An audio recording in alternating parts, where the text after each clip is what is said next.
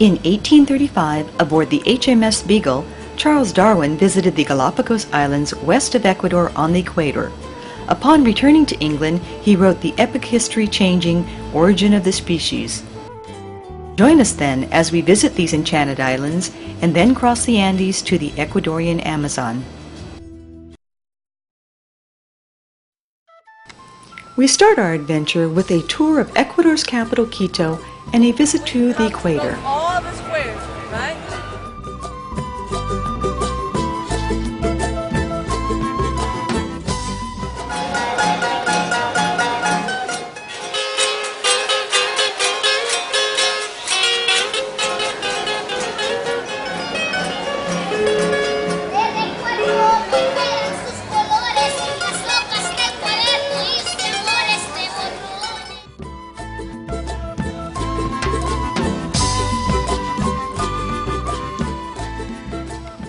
Leaving Quito, we fly to Baltra, 600 miles west of mainland Ecuador, our entry point to the Galapagos Islands.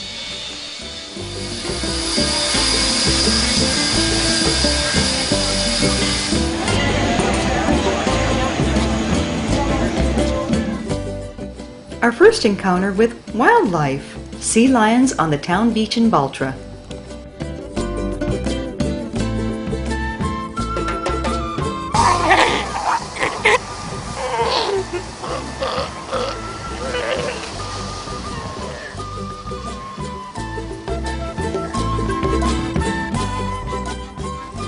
Our home for the next 7 days of island exploring is the Grand Celebrity Expedition. Early the first morning, we visit Kicker Rock, also called the Sleeping Lion or León Dormido, a much photographed rocky formation on the western side of the island San Cristobal. The remains of a lava cone eroded by the sea, the two vertical rocks rising 500 feet from the ocean form a small channel that is navigable by small boats.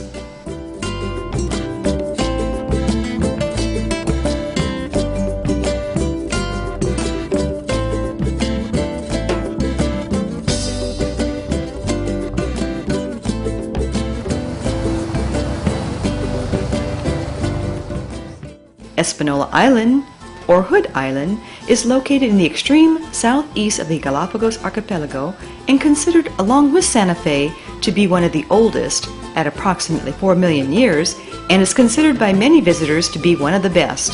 Its distance from the other Galapagos Islands has meant that there are some species that are endemic to this island alone.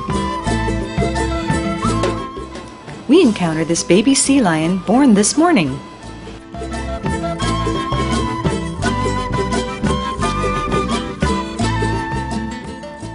This bird finds the mother's placenta a tasty treat.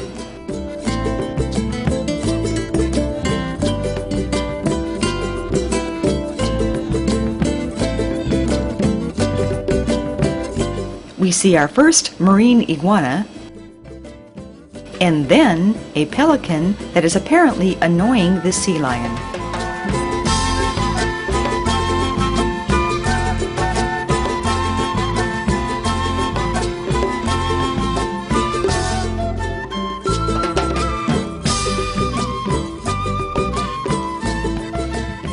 Boobies are among the most fascinating seabirds to be seen in the Galapagos. The blue-footed boobies are particularly common and may be seen nesting as here in the rocks near the shore on most islands. They share a number of common traits with their cousins, the red-footed boobies, and masked boobies, including forward-pointed eyes that allow stereo vision. This silly appearance, as well as their strange mating dance, led the Spaniards to call them bobos, or clowns, hence the name boobies. The Nazca booby, formerly known as the masked booby, because of the black skin at the base of the beak, gives it a Zorro-like appearance. Of the 3 booby species in the Galapagos, the Nazca is the largest.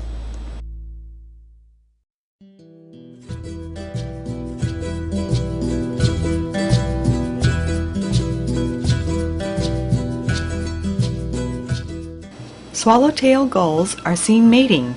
Is she saying, not even a kiss?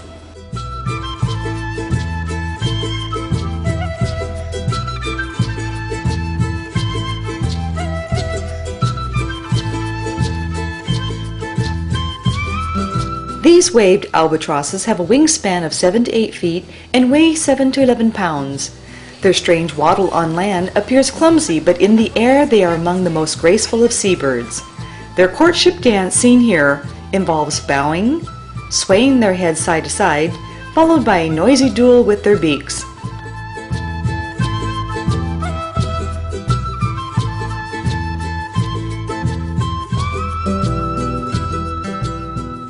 Male frigatebirds are black with a patch of red skin at the throat that is the gular sac. During courtship display, the male forces air into the sac, causing it to inflate into a startling red balloon. If the display is attractive enough, the female will land. Frigatebirds are pirates, mainly obtaining food by stealing it from other birds, especially boobies, as seen here with this pair fighting over food.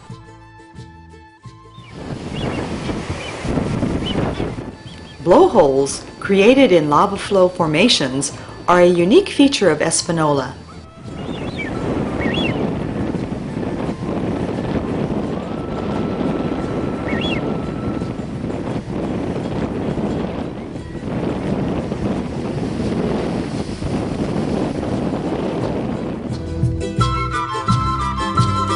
On Fernandina Island, we land on Punta Espinosa, a narrow stretch of land, where we find the home to hundreds of marine iguanas, flightless cormorants, penguins, and sea lions. These noisy baby sea lions are waiting for their mothers to return from hunting.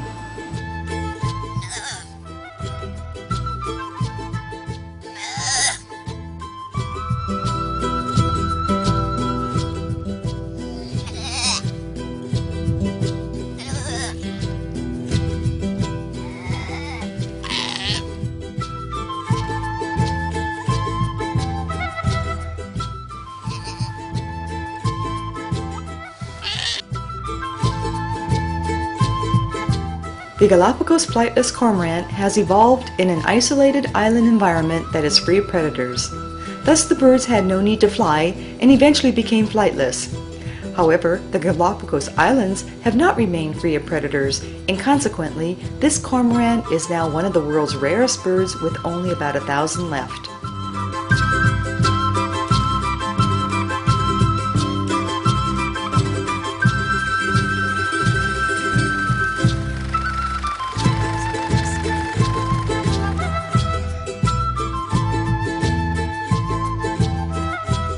Galapagos penguins have the smallest breeding range and population size of any penguin, with less than 1,000 breeding pairs. Unlike most penguins, Galapagos penguins have no particular breeding season and may have as many as 3 clutches in a single year. This adaptation allows them to take advantage of periods of high food abundance. Penguins swim with surprising grace. A penguin's body is wedge-shaped, like a boat, and therefore moves easily through the water. Penguins usually dive to find prey, whether it's fish, krill, or squid, and they can stay underwater for as long as 30 minutes.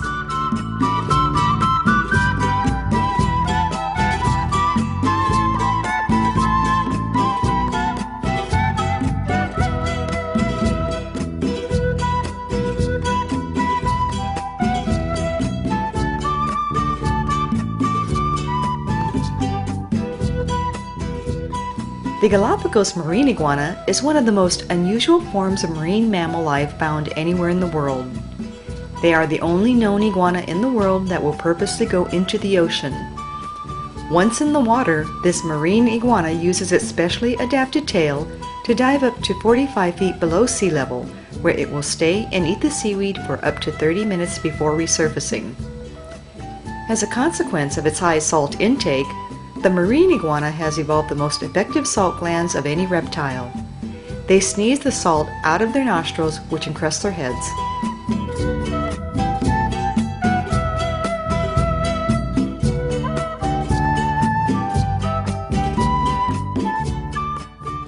The Galapagos land iguanas resemble the mythical creatures of the past, dragons with long tails, clawed feet, and spiny crests. Unfortunately, because of man, they are endangered in their own native land.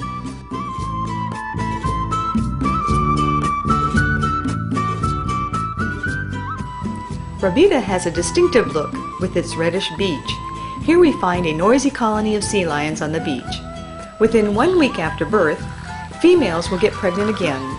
We see many mothers nursing on the beach. Only when the new one is born will they wean the older one, so they're always nursing and always pregnant.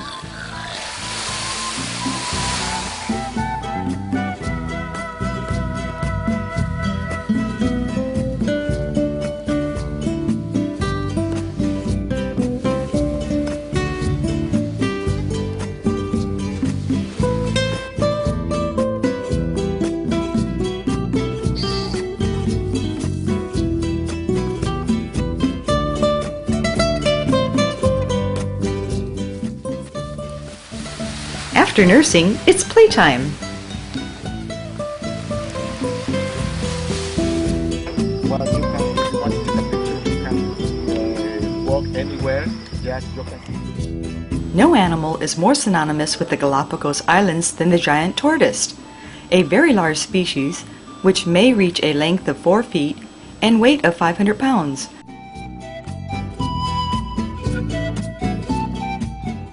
Our visit to Santa Cruz Island affords a chance to see these magnificent creatures up close and personal.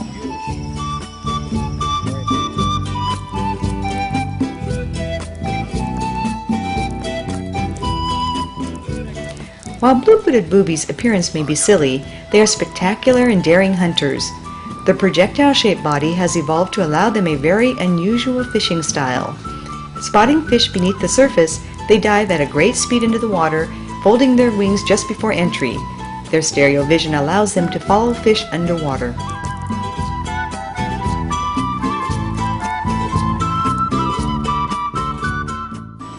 Sally Lightfoot crabs are named for their ability to flitter across the rock faces like the famous dancer Sally Rand. Adults have a dramatic red-orange color with a blue underside. Since red is the first color to disappear underwater, this coloration serves to camouflage the crabs.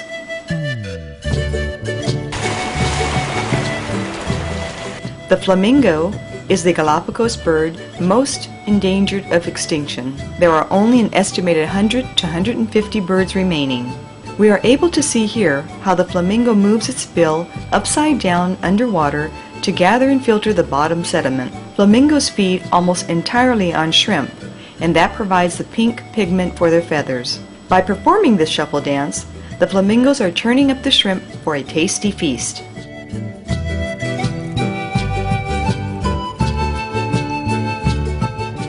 A 374-foot hike takes us to the top of Bartolome Island. This is the most photographed site in the Galapagos. You may remember this from Master and Commander starring Russell Crowe.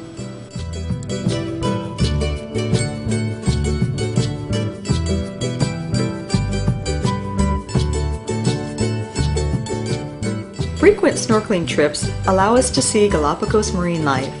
The combination of warm tropical waters and the nutrient-rich, cool Humboldt Current allows the Galapagos Islands to support a wide array of marine life. These waters are home to sharks, sea turtles, sea lions, and 306 varieties of fish, with 25% of these fish being endemic. There are few coral reefs in these waters. Instead, crevasses in the lava provides the function of a reef. Smaller fish live protected within the crevasses, coming out to feed, and invertebrates make their home in the lava.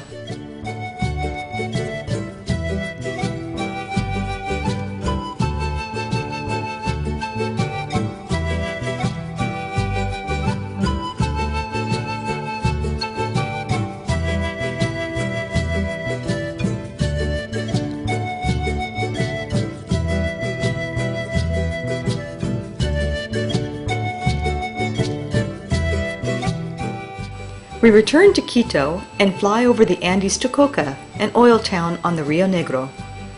This river, one of the major contributors to the Amazon, is our starting point for our Amazon adventure aboard the Manatee.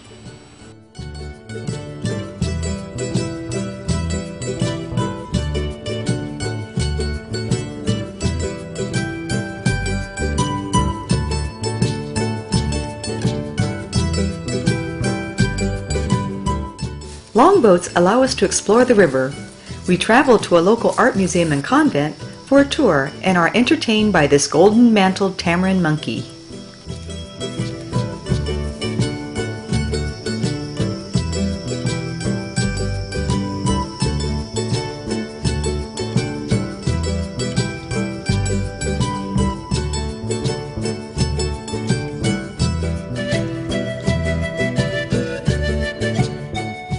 Attempting to master the blowgun, we find it's heavy and difficult to use. Our guide Ernesto shows how a small palm stem laced with curare, a potent poison, is used. We find we are all incapable of hitting the target.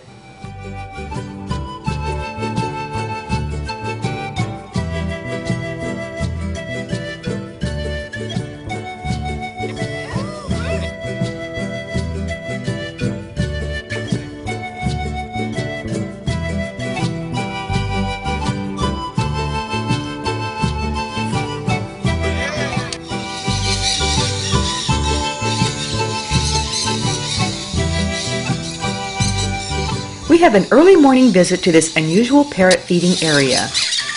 Each day, about the same time, these parrots come to eat the clay. This helps with digestion and to neutralize the poisons in some of the seeds of their diet. A few brave souls land first, followed by hundreds of their more timid peers.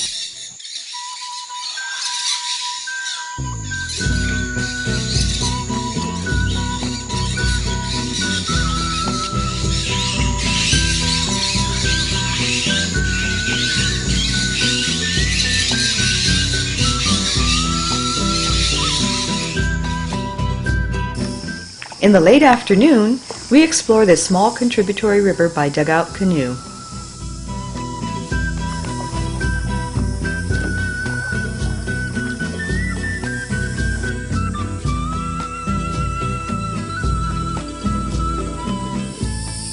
A capuchin monkey seen here has the origin of its name from the appearance of a black skull cap which its markings resemble. These are the monkeys organ grinders have used for decades.